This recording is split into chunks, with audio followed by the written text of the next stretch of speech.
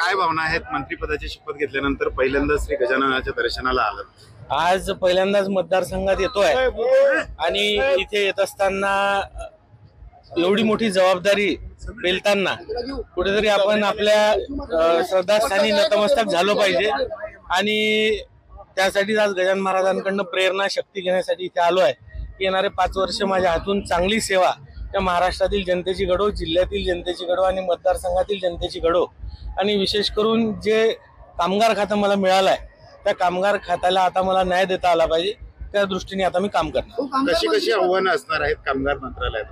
कामगार विभाग हा खूप मोठा विभाग आहे. यामध्ये प्रचंड हे आहेत कामं आहेत. कामगारांचे न्याय हक्काच्या विषय असतील, त्यांच्या कुटुंबियांचं भविष्य सुरक्षित करण्याच्या दृष्टीने कामं असतील, अंतर्गत औद्योगिक विवादाचे विषय असतील किंवा कामगार विभागाच्या माध्यमातून आपल्या भागातील सर्व कामगारांना न्याय मिळणं असेल आणि महाराष्ट्रातील कामगारांना न्याय मिळणं असेल. खूप मोठं खातं आहे आणि याचा अभ्यास करून निश्चितपणे एक चांगलं काम उभं करता येईल. बुलढाणा जिल्ह्याचे पालकमंत्री मंत्रिपदावर आपण दावा केला. मी दावा कशावरच केलेला नाही. जे पार्टी आदेश देईल ते काम मी करत असतो. थँक्यू. कामगार मंत्री पाहत आहे त्याच्याकडे, कारण महाराष्ट्रात खूप कामगार जे आहेत ते बेरोजगार आहेत. मी तेच सांगितलंय आपल्याला की कामगार खातं हे खूप मोठं आहे.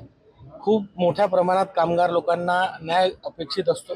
त्या दृष्टीने मी मेहनत करेल आणि त्यांना न्याय देण्यासाठी प्रयत्न करेल.